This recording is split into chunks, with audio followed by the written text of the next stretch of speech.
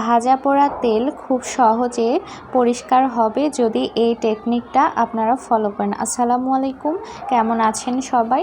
তো প্রথমে আমি একটা বাটিতে পানি নিয়ে নিয়েছি আর তার মধ্যে 1 চামচ পরিমাণ কর্নফ্লাওয়ার ভালোভাবে গুলিয়ে নিয়েছি। তারপরে আমি যেই তেলটা আছে সেই তেলটা চুলাতে দেব এবং গরম করে নেব। তো তেলটা গরম হয়ে আসলে তার মধ্যে আমি গুলে রাখা কর্নফ্লাওয়ারটা দিয়ে দেব। কর্নফ্লাওয়ারটা দিয়ে দেওয়ার পর আস্তে আস্তে কিন্তু তাপ হবে। তো তারপরে দেখবেন ফেনা হয়ে গেছে। তো এটা কোনো বিষয় না। আবার অনেকে ভাবতে পারেন যে কর্নফ্লাওয়ার কি তেলটা শুষে নেবে? মোটেও না। কর্নফ্লাওয়ার একদমই তেল শুষে নেবে না। তো একটু এইভাবে ভালোভাবে জাল করে নিতে হবে।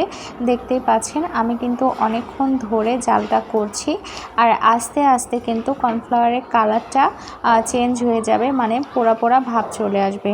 তো তারপরে আমি 5-6 মিনিট পরে সেটা ঠান্ডা করে নেব।